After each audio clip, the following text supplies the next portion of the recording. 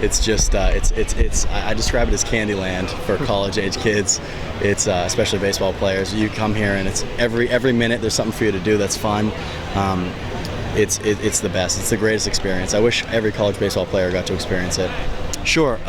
Following the summer, came back to school, and Coach Jewett and I sat down and we kind of discussed what kind of hitter I wanted to be for this upcoming year, knowing that I had to produce a lot to be a middle-of-the-order hitter.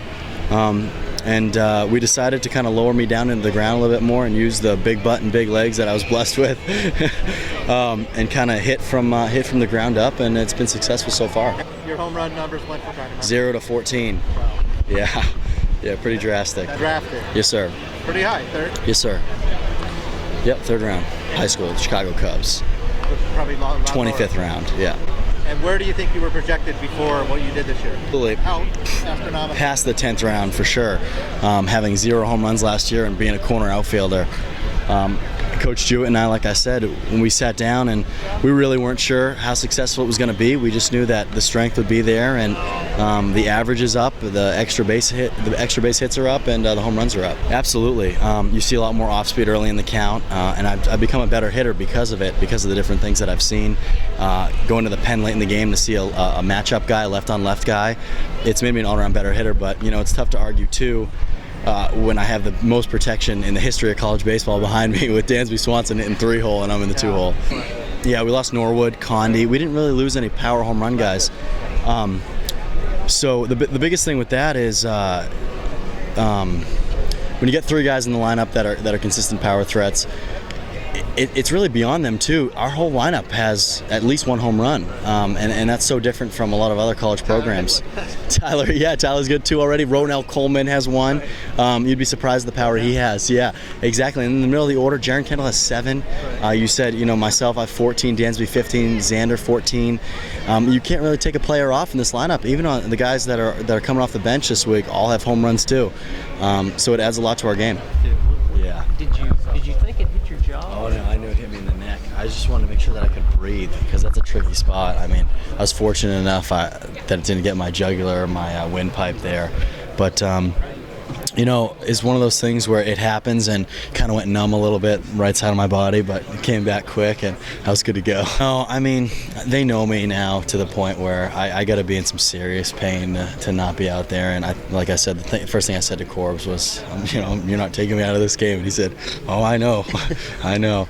So it was good. They were great. I had plenty of time to kind of get my bearings. But I think the toughest part was the after effect of it. I mean, the neck didn't really hurt that bad. It was kind of everything else seizing up around it, my head, my back, my hip, back of my leg hurt. I mean, it was everything. It was kind of like that whole body. When you came in on the home run, you were like, guys, don't. Yeah, just the neck.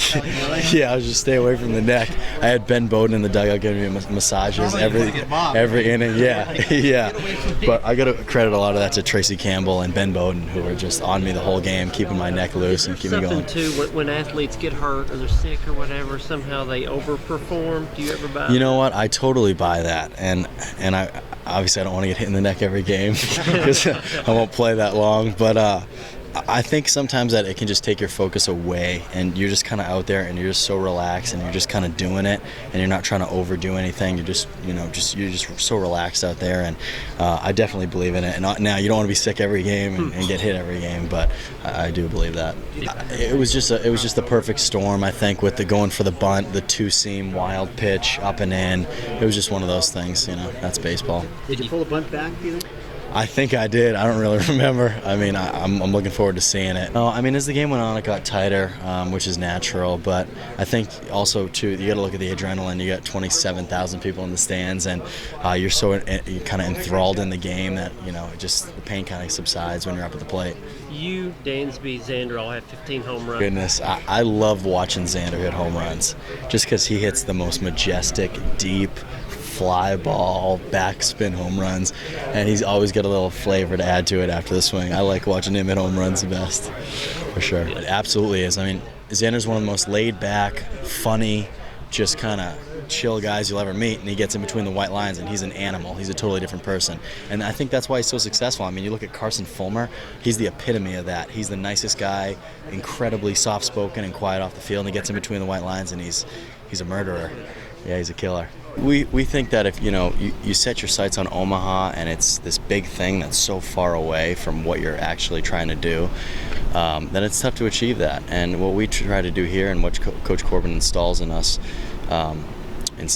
is just the winning the day, winning the pitch, winning the at-bat, winning the workout, winning the training session, just winning what we're doing right now, staying in the moment. And if we win everything that we're doing at that moment and try not to get too far ahead of ourselves, then we'll find ourselves success at the end of the season.